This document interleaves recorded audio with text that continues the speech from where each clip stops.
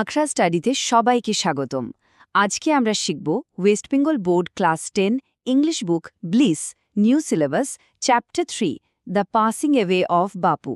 জানো, লেখিকা নয়নতারা সেহগলের এই লেখাটা শুধু একটা চ্যাপ্টার নয়, এটা একটা অদ্ভুত আবেগের জার্নি। মহাত্মা গান্ধীর প্রয়াণের পর গোটা দেশের যে কি অবস্থা হয়েছিল সেটা এত সুন্দর করে এখানে বলা আছে যে পড়লে সত্যি গায়ে কাটা দেয়।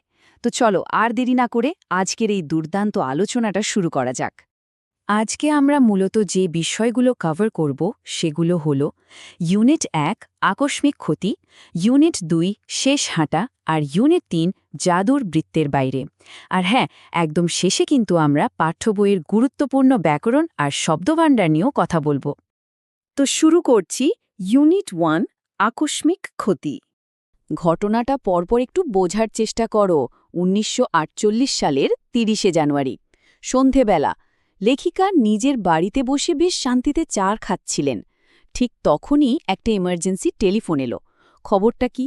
প্রার্থনা সভায় যাওয়ার পথে গান্ধীজিকে গুলি করা হয়েছে। ভাবো একবার খবরটা কতটা শকিং। গোটা দেশের কাছে এটা ছিল বিনা মেঘে বজ্রপাতের মতো। এর পরের দিনই হল বাপুর শেষকৃত্যের সেই বিশাল শোকস্তব্ধ শোভাযাত্রা। আর তারও কয়েকদিন পর তার চিতাভস্ম নিয়ে স্পেশাল ট্রেনে করে এলাহাবাদের দিকে একটা ভীষণ মন খারাপ করা যাত্রা শুরু হল। বিড়লা হাউসের তখনকার অবস্থাটা কিন্তু জাস্ট অকল্পনীয় ছিল। বইয়ের ভাষায় বলতে গেলে বাপুজির মৃত্যুর খবর বাতাসে ছড়ানো আগুনের মতো পুরো দিল্লিতে ছড়িয়ে পড়েছিল। ঘরের ভেতর কেউ কোনো কথা বলছে না, একটা অস্বাভাবিক ভারী দম বন্ধ করা নীরবতা। আর জানলা দিয়ে বাইরে তাকালে শুধু দেখা যাচ্ছে হাজার হাজার মানুষের মুখের একটা বাদামি আভা। কেউ কোনো শব্দ করছিল না। মনে হচ্ছিল সময় যেন ওই কয়েকটা মিনিটের জন্য পুরোপুরি থমকে গেছে। আর ওই পিন ড্রপ সাইলেন্সের পরেই শুরু হলো এক অদ্ভুত হাহাকার। মানুষ পাগলের মতো বিড়লা হাউসে ঢোকার চেষ্টা করছিল। এখান থেকে 3টে ভীষণ ইম্পর্ট্যান্ট ইংরেজি শব্দের মানে আমাদের জেনে রাখতে হবে। প্রথমটা হলো ক্লামড, মানে উচ্চস্বরে বা চিৎকার করে কিছু দাবি করা। তারপর জস্টলড, অর্থাৎ একে অপরকে ধাক্কাধাক্কি করে সামনে এগোনোর চেষ্টা করা। আর ওয়েম্পার্স মানে হলো ওই যে নিচু স্বরে ডুকরে ডুকরে কাঁদা। প্রিয়জন হারানোর পর মানুষের যে অসহায় অবস্থা হয়, এই শব্দগুলো দিয়ে সেটাকেই একদম পারফেক্টলি বোঝানো হয়েছে। এরপর আসছি ইউনিট 2 শেষ হাঁটা, এক চরম যন্ত্রণাদায়ক পদযাত্রা। বাপুর শেষ যাত্রার দৃশ্যটা একবার চোখের সামনে কল্পনা করো।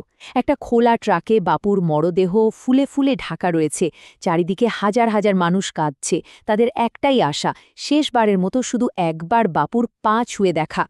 ভিড় এতটাই ঘন যে এক পা এগোনোও যেন অসম্ভব হয়ে পড়ছিল। ওই যে চিতার তীব্র সোনালি শিখা, সেটা যেন গোটা দেশের ভেতরের দহন আর শূন্যতাটাকেই তুলে ধরছিল। এই হাঁটা এমন একটা পদযাত্রা ছিল যেটা কেউ কোনোদিন চায়নি। সবার পা যেন ভারী পাথরের মতো হয়ে গেছিল। সেই চরম শোকের মুহূর্তে মিসেস নাইডুর মেয়ে পদ্মশ্রী সবার মনের কথাটা জাস্ট একটা লাইনে বলে দিয়েছিলেন। তিনি বলেছিলেন, আমরা হাঁটব বাপুর সাথে, এটাই আমাদের শেষ হাঁটা। বাপুর সাথে এই হাঁটার কিন্তু একটা বিরাট বড় অর্থ ছিল। কারণ একটু ভেবে দেখো, এই মানুষটার সাথেই তো সাধারণ ভারতবাসীরা দেশের ইতিহাসের সবচেয়ে কঠিন আর অমসৃণ পথগুলো পার হয়েছিল, তাই না? গান্ধীজি তো গোটা ভারত চষে বেরিয়েছেন, এক প্রান্ত থেকে অন্য প্রান্তে হেঁটেছেন। এই হাঁটার সাথে জড়িত 3টে শব্দ আমাদের টেক্সটে আছে। স্টাফ মানে হলো হাঁটার লাঠি, ক্লারিটি মানে স্বচ্ছতা বা স্পষ্টভাবে চিন্তা করার ক্ষমতা, আর কমন প্লেস মানে হলো একদম সাধারণ বা দৈনন্দিন জিনিস। হাঁটার মতো একটা একদম সাধারণ কাজ, যাতে কোনো খরচ নেই, শুধু নিজের শরীরের শক্তি লাগে, সেই কাজটাকেই বাপু একটা অভাবনীয় আনন্দদায়ক প্রচেষ্টায় বদলে দিয়েছিলেন। এবার দেখে নিই ইউনিট 3 জাদুর বৃত্তের বাইরে।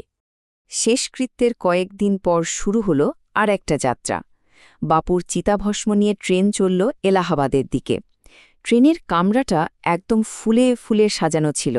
ভজন আর ফুলের সুবাসের মধ্যে মানুষ যেন গান্ধীজির উপস্থিতি গভীরভাবে অনুভব করতে পারছিল। এলাহাবাদে গঙ্গার তীরে যখন তার চিতাভস্ম বিসর্জন দেওয়া হলো, চারদিকের পরিবেশটা ছিল একদম গাঢ় নীল আর বিষণ্ণ। সেখানে এক বিশাল জনসমুদ্র এসে জমায়েত হয়েছিল। তবে জানো, এই যাত্রায় শুধু যে শোক ছিল তা নয়, এর মধ্যে এক অদ্ভুত আধ্যাত্মিক সংযোগও ছিল। দিল্লি ফিরে এসে লেখিকা হঠাৎ নিজেকে বড্ড অসহায় বোধ করলেন। তার মনে হল এতকাল যে জাদুর বৃত্ত বা ম্যাজিক সার্কেলের মধ্যে সবাই সুরক্ষিত ছিল সেটা যেন নিমেষে ভ্যানিশ হয়ে গেছে। কিন্তু পরক্ষণেই তিনি নিজেকে সামলে নিলেন। তার ভেতরের জোর ফিরে এলো। তিনি বুঝতে পারলেন বাপু চলে গেছেন ঠিকই, কিন্তু তার ভারত চিরকাল বেঁচে থাকবে তার সন্তানদের মধ্যে, অর্থাৎ এই দেশের মানুষের মধ্যে। এই ইউনিটের দুটো খুব দরকারি শব্দ হল ডেক্ট আর ইনডিফারেন্স। ডেক্ট মানে হলো সাজানো, যেমন ট্রেনের কামরাটা ফুলে ফুলে সাজানো ছিল, আর ইনডিফারেন্স মানে হলো উদাসীনতা বা অনাগ্রহ। ভেবে দেখো, বাপু এই দেশের কোটি কোটি সাধারণ মানুষকে তাদের গভীর উদাসীনতা থেকে টেনে বের করে এনেছিলেন আর একে অপরের দুঃখ কষ্টের প্রতি জাগিয়ে তুলেছিলেন। এটাই তো তার আসল ম্যাজিক। গল্প তো হলো, এবার একটু গ্রামার আর ভোক্যাবুলারির দিকে নজর দেয়া যাক। ইউনিট 3 এর শেষে যে কজ অ্যান্ড এফেক্ট বা কারণ ফলাফলের ছকটা আছে সেটা কিন্তু ভীষণ ইন্টারেস্টিং। ধরো, ফলাফল হিসাবে বলা আছে মানুষ আর কাজ ছিল না, তাহলে এর কারণটা কি ছিল? কারণ তারা গান আর ফুলের মাঝে গান্ধীজির উপস্থিতি অনুভব করতে পারছিল। ঠিক এইভাবে যখন কারণ হিসাবে বলা হচ্ছে জাদুর বৃত্ত মিলিয়ে গেল, তখন তার রেজাল্ট বা ফলাফল হল লেখিকা নিজেকে অরক্ষিত বোধ করলেন। টেক্সটটা ভালো করে পড়া থাকলে এই লজিকগুলো মেলাতে কিন্তু দারুণ লাগে। আচ্ছা, এবার দেখা যাক দুটো আলাদা সিম্পল সেন্টেন্স বা সরল বাক্যকে কি করে পার্টিসিপল দিয়ে জুড়তে হয়। ধরো, দুটো বাক্য আছে, men and women were sad আর they collected around Birla house. প্রথম বাক্যের অবস্থাটাকে পার্টিসিপেলে বদলে খুব সহজেই আমরা বলতে পারি being sad main and women collected around Birla house. কি বেশ সোজা না? এরপর আসি অ্যাপোজিশন এর নিয়মে। যখন কোনো ব্যক্তি সম্পর্কে আমরা অতিরিক্ত কোনো তথ্য দিই, তখন কমা ব্যবহার করে সেটা ঠিক তার পাশেই বসিয়ে দেওয়া যায়। যেমন ধরো, Gandhiji is a great leader এবং he is known as the father of the nation.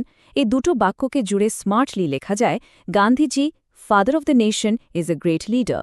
এই নিয়মটা জানলে ইংরেজি লেখা অনেক বেশি সাবলীল হয়ে যায়। বাক্য তো জোড়া শিখলাম, কিন্তু বাক্য ভাঙা বা স্প্লিটিংও তো শিখতে হবে। যেমন ধরো এই বড় বাক্যটা, Bapu passed away but his India would continue to live in his children. এটাকে ভাঙলে আমরা দুটো সম্পূর্ণ আলাদা বাক্য পাব, বাপু পাস্ট অ্যাওয়ে আর his India would continue to live in his children. শুধু খেয়াল রাখতে হবে বাক্য ভাঙার সময় আইডিয়ার সিকোয়েন্স বা ঘটনার ক্রম যেন সবসময় ঠিক থাকে। ব্যাকরণের নিয়ম তো শিখলাম, কিন্তু এই পুরো চ্যাপ্টারটা আমাদের জন্য একটা বিশাল বড় প্রশ্ন রেখে যায়। বাপুর তৈরি করা সেই সুরক্ষিত জাদুর বৃত্তটা আজ হয়তো আর নেই, কিন্তু তার আদর্শের পতাকাটা বহন করার মতো মানসিক জোর কি সত্যি আমাদের আছে?